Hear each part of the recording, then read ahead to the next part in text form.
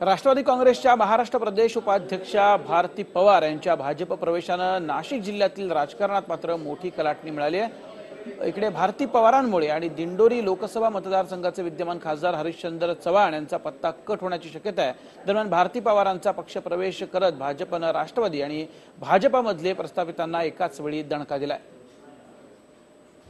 भारती पवारांच्या भाजप प्रवेशामागचं राजकारण, नाशकात भाजपचे एका बाणात दोन शिकार, भाजपच्या खेळीनं राष्ट्रवादीला फटका बसणार, विद्यमान खासदार चव्हाणांचा पत्ता कट होणार,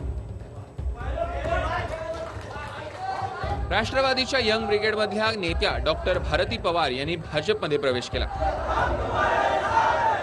या प्रवेशानं गेल्या एक दशकापासनं भाजपचा बालेकिल्ला असलेल्या दिंडोरी लोकसभा मतदारसंघात भाजपनं भाकरी फिरवल्याची चर्चा आता सुरू झाली।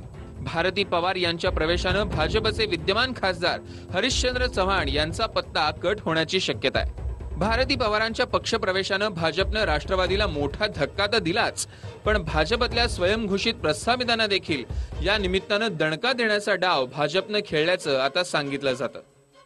या मतदारसंघामध्ये हा राष्ट्रवादीचा बालेकिल्ला मानला जातो, तरी देखील आपल्या विशेष कौशल्यानं हरिश्चंद्र चव्हाण तब्बल 3 वेळा विजयी झालेले आहे। त्यामुळे भारतीय जनता पक्षानं राष्ट्रवादीचा त्यांना उमेदवारी न देता राष्ट्रवादीच्या भारती पवारांना उमेदवारी देऊन एक मोठा जुगार खेळलेला आहे। हरिश्चंद्र चव्हाण आता काय निर्णय घेतात, बंडखोरी करतात की शांत बसून विधानसभेची तयारी करतात, हे पाहावं लागेल। गेल्या लोकसभा निवडणुकीत मोदी लाटेत देखील लाखांच्या घरात मतदान घेणाऱ्या भारती पवार या माजी मंत्री आणि शरद पवारांचे निकटवर्तीय एटी पवार यांच्या सून आहेत। त्यामुळे भारती पवारांच्या निमित्तानं भाजपनं उत्तर महाराष्ट्रातील आणखीन एक मोठं घराणं गळाला लावल्याचं बोललं जात आहे। निवडणुकीची गणित ही कोणाच्या न्याय अन्यायाच्या पार्श्वभूमीवर नसतात।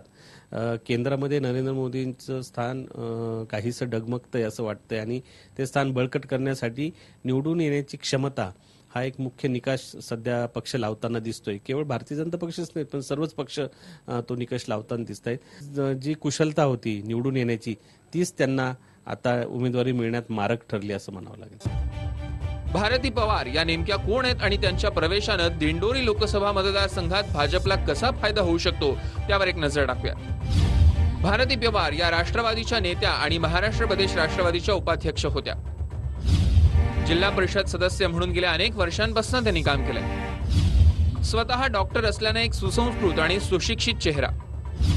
दिंडोरी लोकसभा मतदारसंघात गेल्या 5 वर्षांपासून कार्यकर्त्यांची मोठी फळी त्यांनी तयार केली।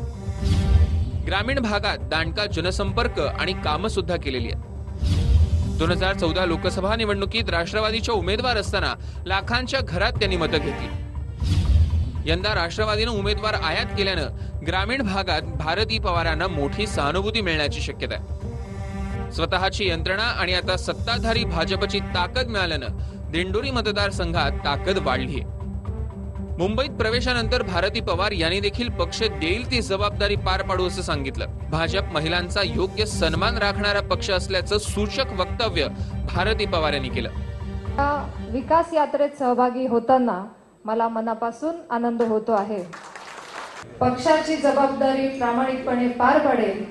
अनेक प्रश्न असतील, शेतकऱ्यांचे असतील, कामगारांचे असतील, महिलांचे असतील, आदिवासींचे असतील, युवकांचे असतील, या सर्वांचे प्रश्न सोडवण्यासाठी या पक्षाच्या माध्यमातून मी काम करत राहील। हा माझा पक्ष आज बघते मी की पुरोगामी विचारांचा आहे, महिलांचा सन्मान करणार आहे आणि महिलांना संधी देणार आहे। नक्कीच आज मला एक असा मोठा परिवार मिळाला की ज्या परिवारातून मला नवी एक ऊर्जा मिळाली, नवी शक्ती, नवी प्रेरणा मिळेल, यात मला शंका नाही। दुसरीकडे भारती पवार यांच्या पक्षप्रवेशानं भाजपचे विद्यमान खासदार हरिश्चंद्र चव्हाण नाराज झाले। भारती पवार यांचं पक्षात स्वागत आहे, मात्र माझं तिकीट कापल्यास तो तमाम पक्षनिष्ठ भाजप कार्यकर्त्यांवर अन्याय होईल असं मत चव्हाण व्यक्त करतायत। मला टाळून जर यांना देणार असाल तर मग 100% तो अन्याय होईल। राष्ट्रवादी त्या योग्य वाटलं नाही म्हणून त्यांना तिकीट नाकारलं, मग ते आमच्यापेक्षा पक्षामध्ये माझ्यापेक्षा कोणी सुपेरियर असेल तर मी स्वागत करेल त्याचं।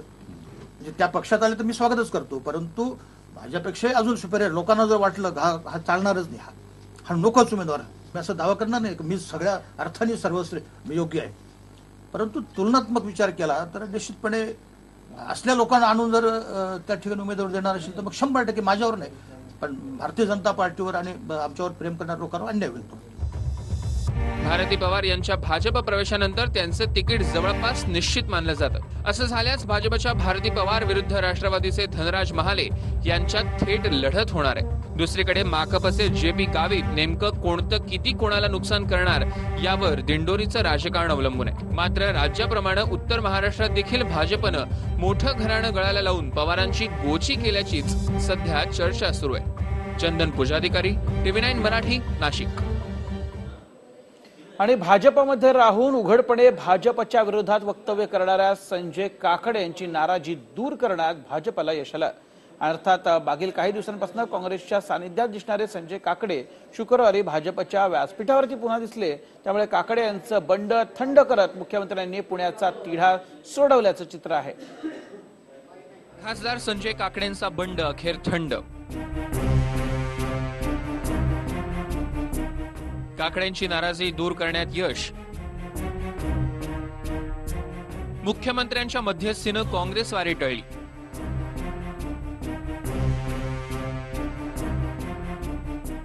काकडे आणि बापटांमध्ये दिलजमाई होणार.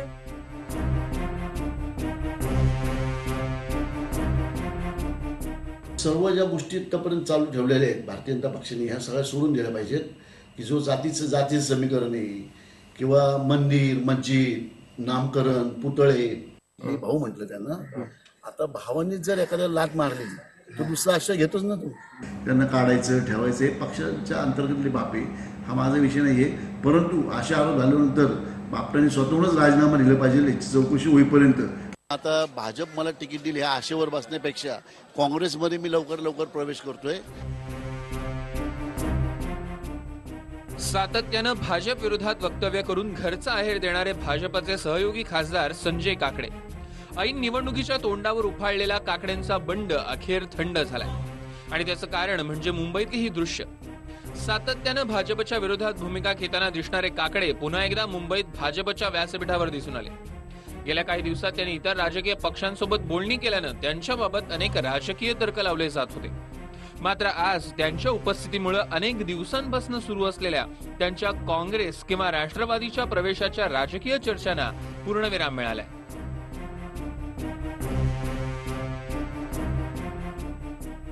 अनेक दिवसांपासून मुख्यमंत्री फडणवीस, काकडेंचे व्याही सुभाष देशमुख नाराज असलेल्या खासदार संजय काकडे यांची मनधरणी करण्याचा प्रयत्न करत होते.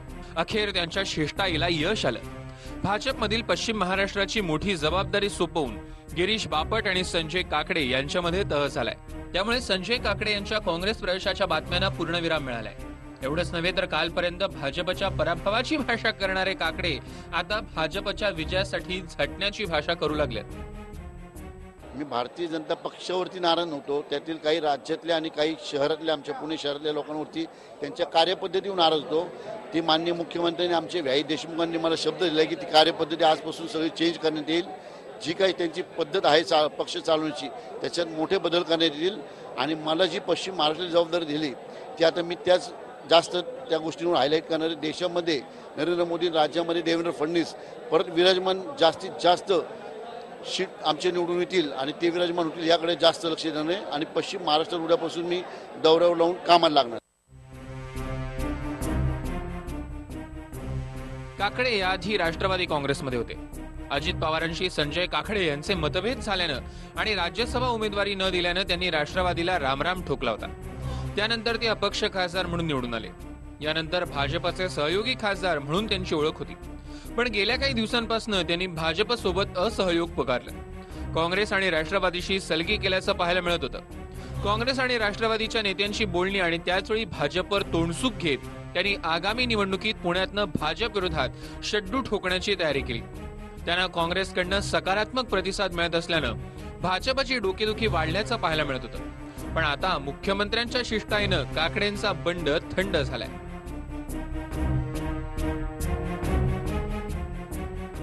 संजय काकडेंचा बंड थंड झाल्यानं आता भाजपच्या पुण्यातील उमेदवाराचा तिढा सुटण्याची शक्यता आहे. काकडे आणि बापट यांच्यातील वादामुळे पुण्यात बापटांच्या उमेदवाराबाबत संभ्रम निर्माण झाला होता.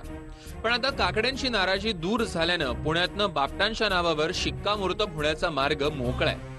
त्यामुळे आता नाराज बाजूला सरणारे काकडे बापटांच्या विजयासाठीही मनमोकळेपणानं झटणार का हे पाहणं महत्वाचं ठरणार आहे.